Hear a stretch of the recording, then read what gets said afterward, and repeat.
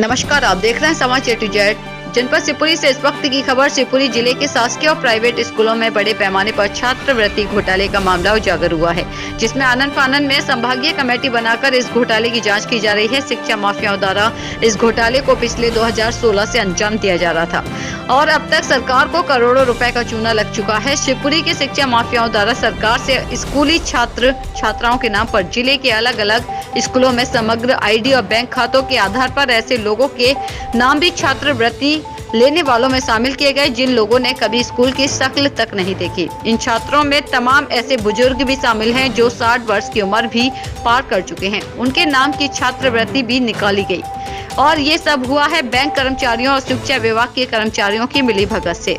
और जब ये मामला उजागर हुआ तो एक कमेटी बनाकर जांच की जा रही है, जिसके द्वारा अभी रिपोर्ट तैयार नहीं हो सकी है। वहीं कुछ प्राइवेट स्कूलों के खिलाफ पुलिस में मामला जरूर दर्ज कराया गया है। समाचार ए टू जेड के लिए शिवपुरी से साबिर खान की रिपोर्ट। कुछ किस तरह का नोटिस दिया गया, उसमें क्या रिकवरी की जा रही है? देखो, ये जो शिकायतें प्राप्त हुई हैं यहाँ पर वो 16-17 और 17-18 में बताया गया है कि कुछ स्कूलों में जो बच्चे पढ़ते नहीं थे और उनके नाम वहां दर्ज होकर के और उन बच्चों के नाम से छात्रवृत्तियों का आहरण हुआ है। ये शिकायत प्राप्त हुई थी।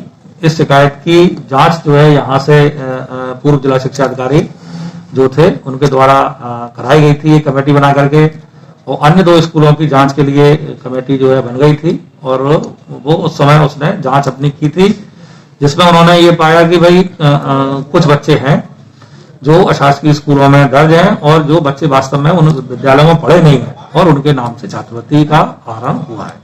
FIR वगैरह किसी स्कूल? हाँ, इसमें जो है तत्कालीन जिला शिक्षा अधिकारी ने FIR करने के लिए एक विद्यालय के विरुद्ध लिखा था, परंतु वो विद्यालय उस समय कलेक्टर साहब के पास पहुंच गया था, तो कलेक्टर साहब ने उस पर रोक लगा करके एक कमेटी गठित कर दी थी। परंतु अब उस कमेटी का भी डिसीजन होकर आ गया है कि चूंकि ये जो छात्रवृत्ति का आहरण हुआ है गलत तरीके से, उसमें कहीं ना कोई कियोस्क वाला, कोई ना कोई बैंक के जो कियोस्क से खाते खुलते हैं वो लोग भी कोई इन्वॉल्व हो सकते हैं। तो वो जांच जो है केवल शिक्षा विभाग उसकी जांच नहीं कर सकता। वो जांच कहीं ना कहीं आपकी माने पुलिस से या जो आपकी जो आजकल नवीन शाखा हो गई उसकी टेक्निकल जो ब्रांच है, जो इसके बारे में, इलेक्ट्रॉनिक के बारे में और उसके बारे में साइबर क्राइम के बारे में जांच लेती है, वो इसको ज्यादा अच्छे से हैंडल कर पाएगी और वो ही इसमें तथ्य तक पहुंच पाएगी कि जिन लोगों ने छात्रवृत्ति ली है उनके खाते कैसे खुले, कौन ने खोले और उसकी राशि का आहरण कैसे हुआ, कहां से हुआ। तो अगर इसमें कोई शिक्षक दोषी होते हैं उन पर कार्रवाई की जाएगी? बिल्कुल, अगर निश्चित रूप से अगर किसी शिक्षक ने लापरवाही की है इसमें गलत बच्चों के रजिस्ट्रेशन करने में, तो उस पर भी कार्रवाई होगी। और यदि स्कूल वाले इसमें इन्वॉल्व होते हैं कि छात्रवृत्ति उन्होंने गलत तरीके से आहरित की है और राशि का उसका आहरण किया है गलत बच्चों की राशि और उन्होंने ली है, क्योंकि राशि तो सारी अकाउंट में ही गई है।